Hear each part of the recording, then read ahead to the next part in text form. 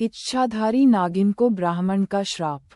सुंदरपुर गांव एक खूबसूरत गांव था, जहां एक इच्छाधारी नागिन थी। उसे एक ब्राह्मण ने शराप दिया था। क्यों, इसका कारण किया था, इसके लिए ये कहानी पूरी देखें। एक बार कुछ बच्चे जंगल के रास्ते में अपनी गेंद को लेकर खेल रहे थे। वहीं से यह इच्छाधारी नागिन निकल रही थी। नागिन काफी घमंडी और गुस्सैली थी। बच्चे खेल रहे थे तो उनकी बोल आकर इस नागिन को लगी।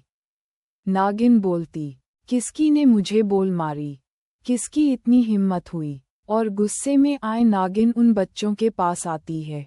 बच्चे उसने इच्छाधारी नागिन को देखकर बहुत घबरा जाते हैं। गुस्से में आए नागिन बोलती है, तुम में से किसने ये बोल मारी है। सभी बच्चे घबराते हुए उनमें से एक लड़का राम बोलता है, मुझसे गलती हो गई, मुझे माफ़ कर दीजिए, मुझसे गलती से यह बोल आपको लग गई। गुस्से में आए नागिन बोलती है, अब मैं तुझे ऐसे ही नहीं छोड़ूंगी। घमंडी नागिन राम को काट लेती है। राम वहीं पर मूर्छित होकर गिर जाता है। सभी बच्चे घबराते हुए अपने गांव की तरफ दौड़ लगा देते हैं और वह कुछ ही देर में राम के माता पिता के पास पहुंच जाते हैं। राम की दोस्त पूजा उसके माता पिता को सारी बात बताती है। राम की माँ रोने लगी और वह दोनों भी उसे जंगल में पहुंच गए। वह देखते हैं कि वहां एक इच्छाधारी नागिन खड़ी हुई थी और वह काफी गुस्से में थी।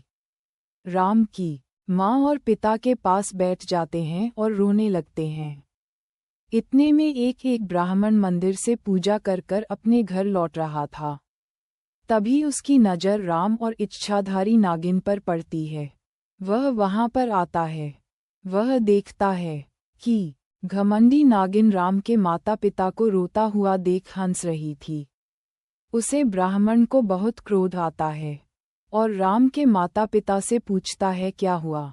राम के पिता सारी बात उसे ब्राह्मण को बताते हैं।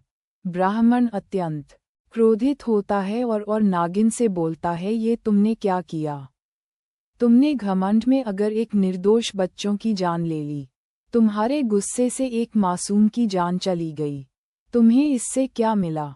इच्छाधारी नागिन बोलती, मुझे कुछ फर्क नहीं पड़ता, इसने मुझे जानबूझकर मुझ में बोल मारी। ब्राह्मण बोलता है, तुम इस बच्चे को अपना जहर वापस लेकर ठीक कर दो, वरना मैं तुम्हें श्राप दे दूंगा। इच्छाधारी नागिन बोलती है, मुझे श्राप डर नहीं लगता है। ब्राह्मण अत्यंत क्रोध में आकर बोलता है, आज से तुम अगर इस बच्चे को जहर वापस लेकर ठीक नहीं कर सकती तो मैं तुम्हें श्राप देता हूँ, आज से तुम कभी भी अपने नागिन के रूप में नहीं आ पाओगी। नागिन काफी घबरा जाती है और ब्राह्मण से क्षमा याचना करने लगती है और राम के शरीर में से अपना जहर वापस ले लेती है। कुछ ही देर में राम ठीक होगा खड़ा हो जाता है।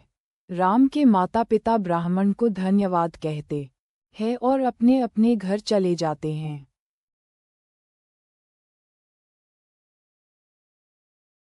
छोड़ूंगी। घमंडी नागिन राम को काट लेती है।